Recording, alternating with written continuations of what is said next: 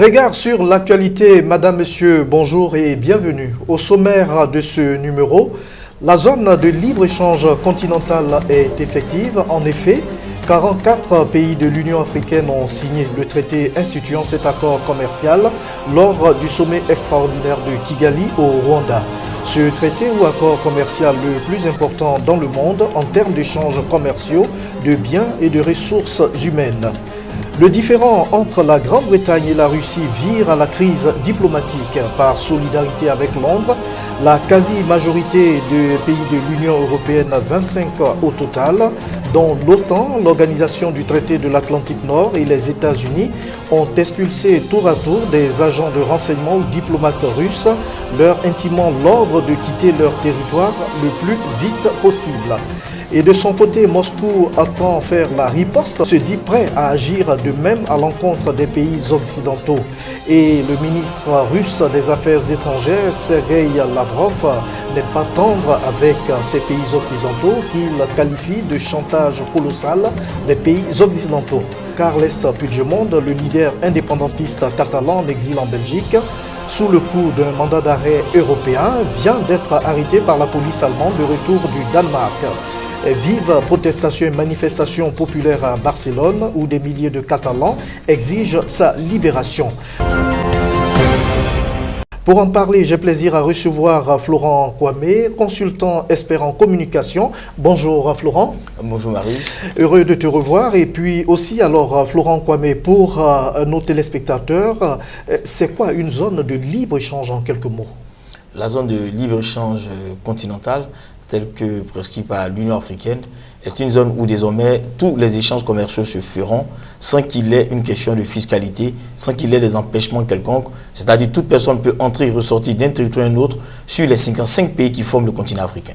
D'accord. Alors, l'implication personnelle du président rwandais est à signaler. Paul Kagame, je veux le nommer, président en exercice de l'Union africaine, dont vraiment l'action a été déterminante dans cette action concernant donc la signature de ce traité. Florent. Oui, il faut le dire, mais au-delà du président Paul Kagame, il faut savoir que c'est le président Mahamadou Issoufou du Niger, qui depuis 2012, on lui a confié la mission de faire le tour dans tous les pays africains afin de le motiver à accepter la signature de l'accord de la zone de libre-échange continentale.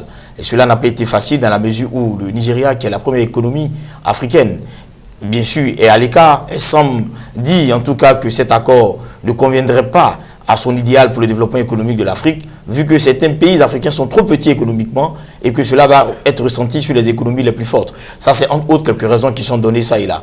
Mais le président Kagame, comme on le dit si bien, s'est donné la force de pouvoir recevoir aujourd'hui en 2018, parce qu'il faut préciser que c'est en 1963 qu'il y a eu ce premier accord qui était en préparation à Addis Abeba, en Éthiopie, et en 91 c'était à Abuja, et il faut préciser qu'en 2002 c'était à Durban, en Afrique du Sud, et 2018 on est cette fois-ci dans ce grand pays-là, qui est le Rwanda, on pourrait le dire, qui vient de très loin. C'est vrai que Paul Kagame s'est donné la force de permettre que ces pays africains se retrouvent, mais il faut reconnaître que pour l'instant, ce n'est qu'un accord. Nous ne sommes pas au stade de la ratification. Parce que la ratification, c'est en janvier 2019 et logiquement, ça devait prendre forme à partir de là. Mais il y a un quiproquo parce qu'eux, ils demandent que 22 pays africains puissent signer au moins cette ratification-là pour qu'elle prenne effet. Tandis que l'Afrique du Sud estime que 22 c'est peu. Il faut qu'on aille peut-être au double de 22, c'est-à-dire 44 pays, pour que réellement on sente qu'il y a une volonté manifeste des États africains de voir l'application de cette libre zone d'échange au niveau de tout le continent. D'accord, alors nous sommes bien lancés. Alors retour sur les temps forts de la cérémonie solennelle de signature de la zone de libre-échange continentale à Kigali au Rwanda. Martial Kwasi, son commentaire. Un marché d'1,2 milliard de consommateurs sans frontières ni barrières douanières, le projet a de quoi faire rêver les plus grands groupes industriels. Mais les pays africains ont de sérieux ajustements à faire. Une zone de libre-échange, c'est bien, mais encore faut-il avoir des produits à échanger. Or, les économies africaines sont plus similaires que complémentaires. La plupart exportent des matières premières et importent des biens manufacturés. Il faudrait donc diversifier les économies du continent. D'autre part, ces économies ont d'importantes différences de compétitivité et le risque de dumping est grand. L'Afrique du Sud, par exemple, pays le plus industrialisé du continent, peut vendre à ses voisins des produits transformés à des tarifs battant toute concurrence. Dans ces conditions, comment les pays moins avancés pourront-ils développer leurs industries? Enfin, il y aura des réformes législatives, l'harmonisation douanière, le développement des infrastructures. Pour autant, l'Union africaine reste ambitieuse et table sur 2028 pour la naissance du marché commun et de l'union économique et monétaire. Florent Kwame, la zone de libre-échange continentale situe bien le monde sur le poids de l'Afrique en termes économiques et commerciaux. Oui, tout à fait, comme tu le dis, Marius, c'est le poids de l'Afrique là qui va être exposé parce que nous vivons cet aspect de la zone de libre-échange avec l'Union européenne. Oui, il faut le reconnaître. Il faut aussi préciser que dans cette zone de libre-échange, il y aura toutes les organisations africaines qui vont être représentées. On a la communauté économique des États de l'Afrique centrale, la communauté économique des États de l'Afrique de l'Ouest, on a le Maghreb uni, on a également le Fonds commun uni de l'Afrique, etc. Toutes les organisations, en tout cas économiquement parlant, de l'Afrique, sont représentées tant en Afrique australe, en Afrique de l'Ouest, du Nord, du Sud, du Centre. Et nous croyons que si logiquement elle est mise en œuvre, ça va emmener l'Afrique à être une Afrique unie parce que désormais il n'y aura plus de blocage. Tout à fait. Cependant, je voulais ajouter qu'il faut préciser qu'en Afrique, la réalité que nous avons, c'est que la langue est une véritable barrière. Et nos cultures, il est difficile pour nous de s'en départir. Et on n'a pas ce souci-là d'accepter de porter le poids de l'autre. Quand nous voyons l'exemple de l'Union européenne, la Grèce a toujours été un État surendetté. L'Italie, avec la lire italienne, était très faible pour intégrer l'euro. Mais elle a été soutenue. On l'a vu récemment également l'Espagne.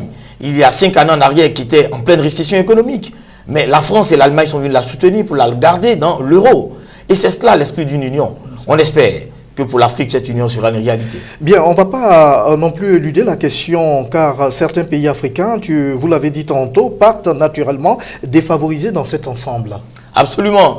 On ne voudrait pas indexer des pays, mais nous savons que le PIB de certains pays est tellement faible qu'il est difficile pour certains pays économiquement forts, on pourrait le dire en griffe, de pouvoir porter tout le poids de ces pays, étant entendu que leur force économique ne peut les aider qu'à se suffire eux-mêmes.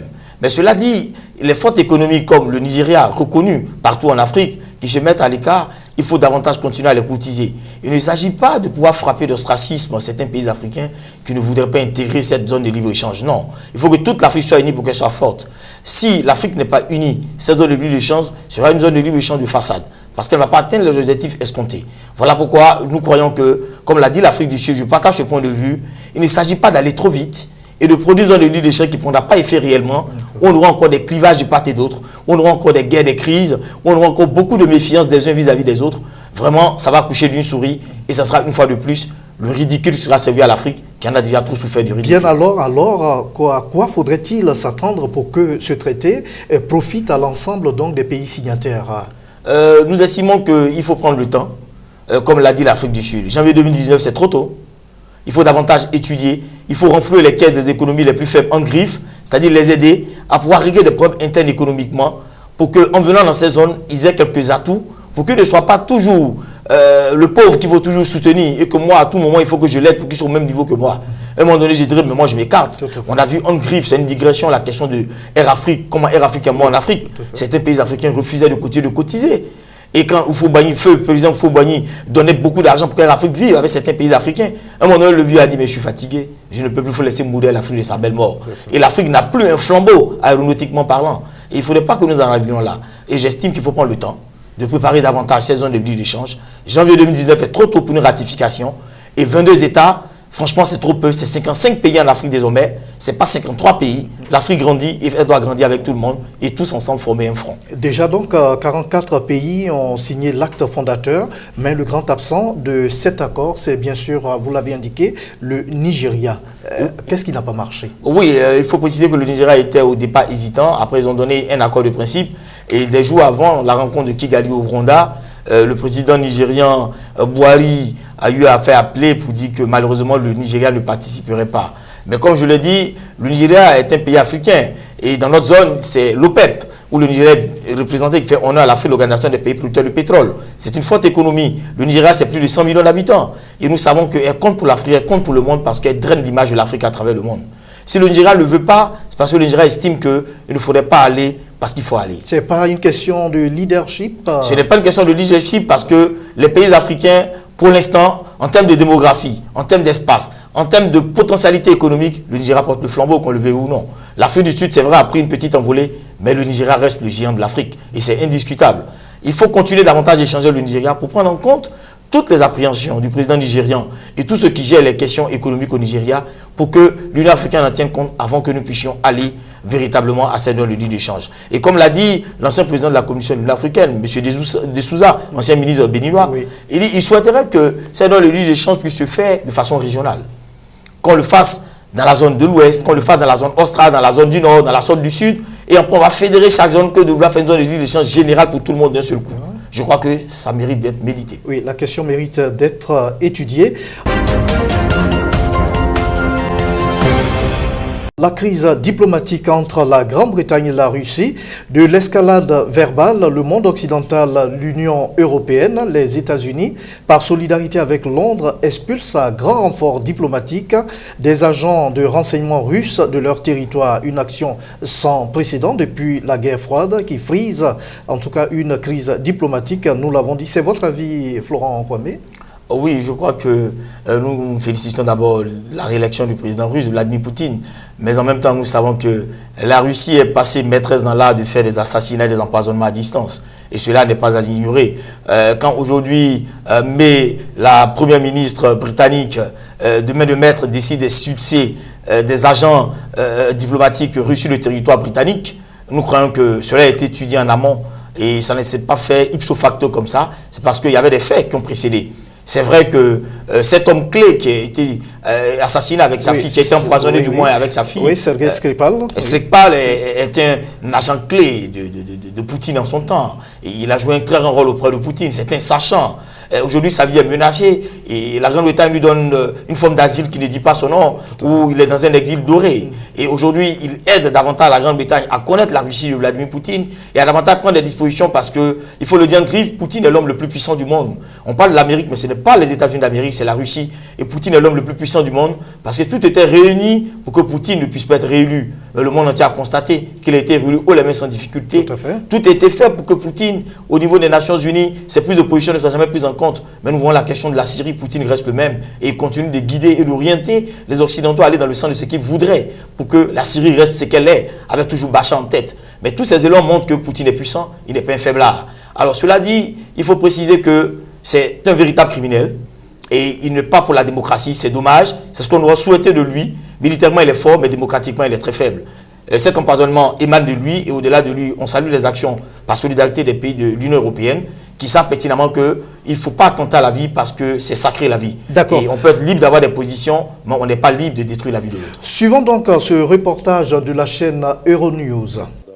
France, Allemagne, Italie envoient un message coordonné à Moscou. Comme leurs alliés transatlantiques, plusieurs pays de l'Union européenne ont annoncé l'expulsion de diplomates russes ce lundi en réponse à l'empoisonnement de l'ex-espion Sergei Skripal en Angleterre. Aujourd'hui, 14 États membres ont décidé d'expulser des diplomates russes. Des mesures supplémentaires, incluant de nouvelles expulsions, ne sont pas exclues dans les prochains jours et les prochaines semaines. Tout en nous chuchotant des excuses à nos oreilles, ils demandent à nos diplomates de quitter tel ou tel pays. Nous savons que c'est le résultat des pressions colossales, d'un chantage colossal qui constitue malheureusement l'arme principale de Washington sur la scène internationale. C'est la loi du talion. La Russie avait promis une réponse forte suite à l'expulsion de 60 de ses diplomates en poste aux États-Unis. Les autorités russes ont décidé jeudi d'expulser à leur tour ce même nombre de 60 diplomates américains. Le consulat général américain de Saint-Pétersbourg sera fermé dès samedi, tous ses occupants devant avoir quitté le pays avant le 5 avril. Cette mesure s'appliquera également aux autres pays impliqués dans cette guerre diplomatique. Nous n'allons pas simplement réagir à ce que les pays anglo-saxons font à notre égard, forçant les autres à suivre la voie anti-russe. Nous voulons trouver la vérité.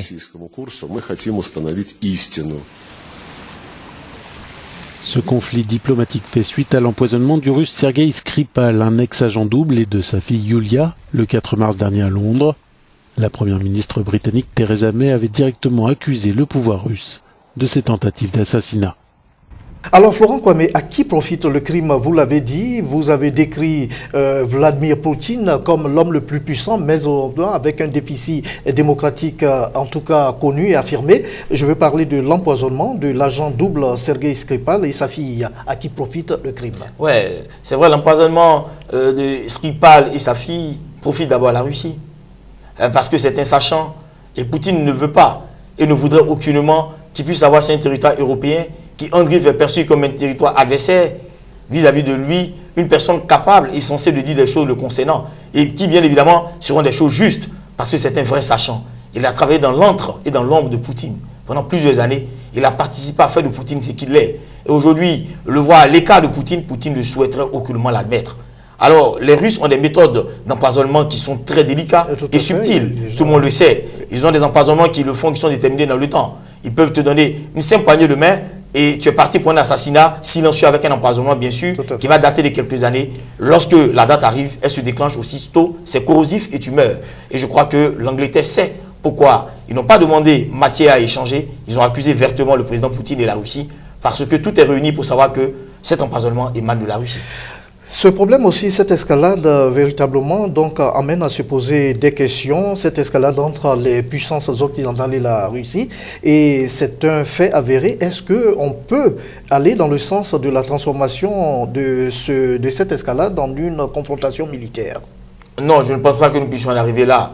Diplomatiquement, c'est d'interpeller la Russie pour lui dire tu ne peux pas faire ce que tu veux, il faut respecter les lois de chaque pays européen parce que pour nous, les droits de chacun sont précieux.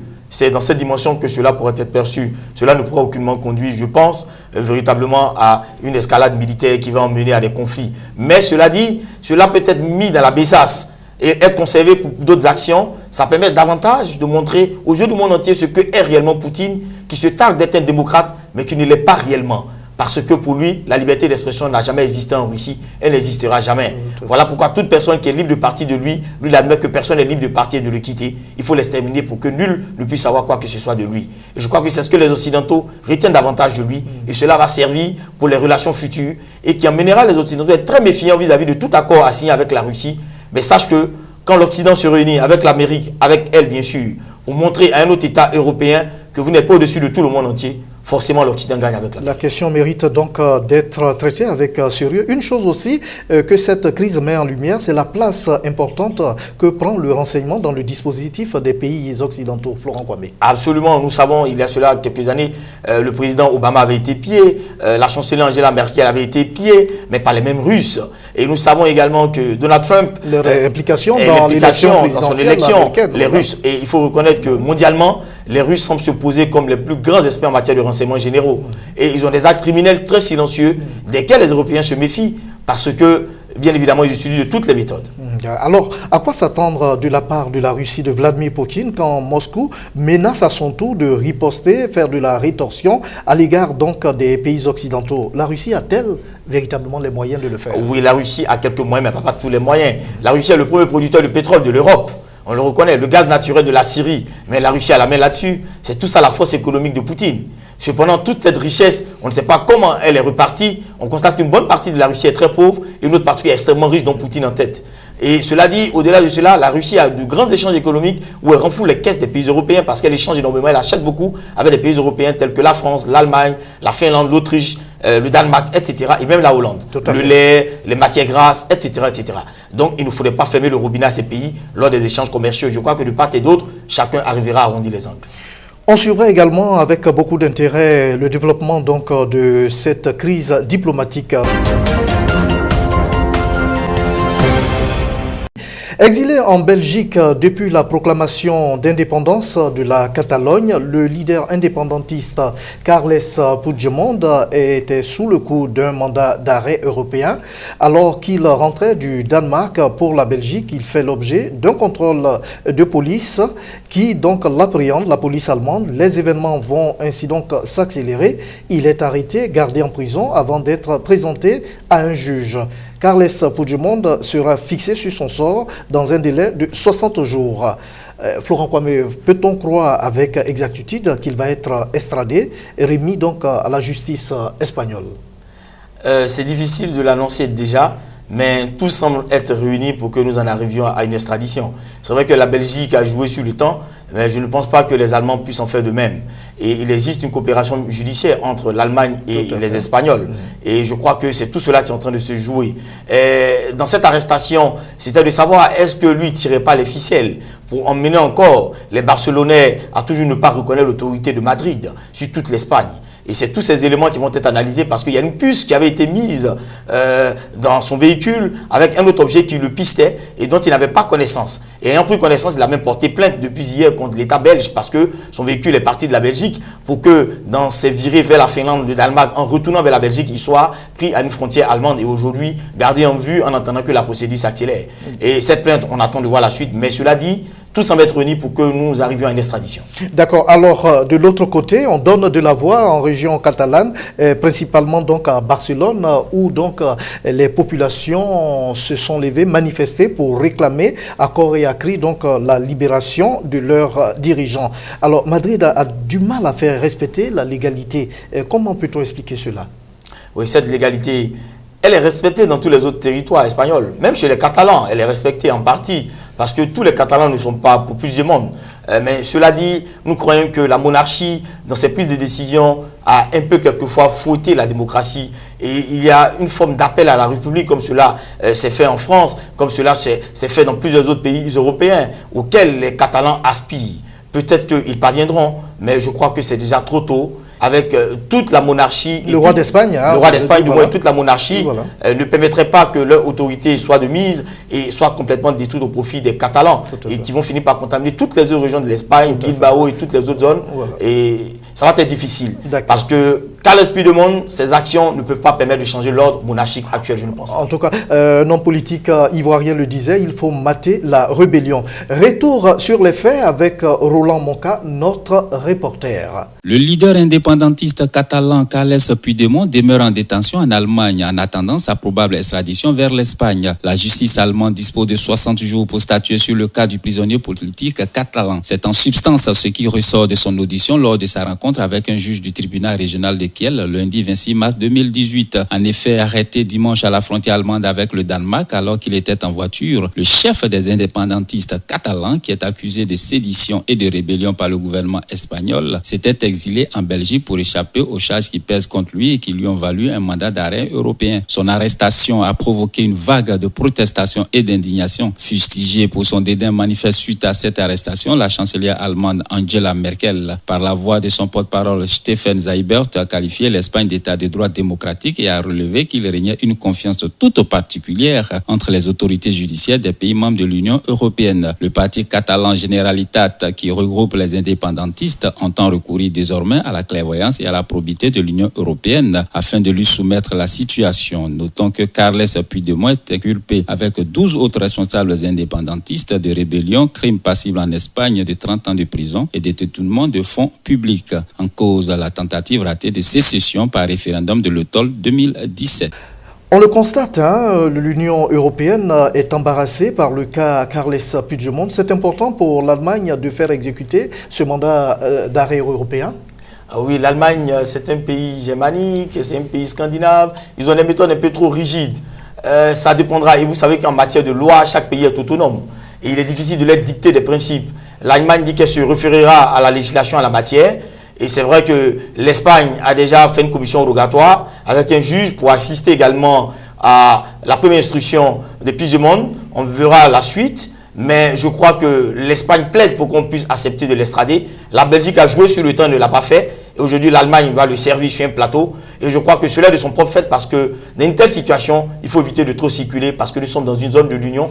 Et l'Union européenne, c'est un seul pays en un seul bloc. On est aussi en démocratie, dirait-on. Je peux aller quand je veux, je peux faire ce que je veux. Mais dès l'instant, il n'y a pas un mandat d'arrêt. Mais il y a un mandat d'arrêt international et il a fait fi de cela. Et malheureusement, il a été pris dans un territoire de l'Union européenne. Espérons que la raison sera donc attendue et la légalité donc sera respectée car force est à la loi. Merci à vous Florent Kwame pour donc ce décryptage de l'actualité. Regard sur l'actualité pour aujourd'hui, c'est terminé. J'ai eu beaucoup de plaisir à présenter cette émission. Merci à toute l'équipe de la rédaction, l'équipe technique qui m'a soutenu dans la réalisation de cette émission. À bientôt. Shalom.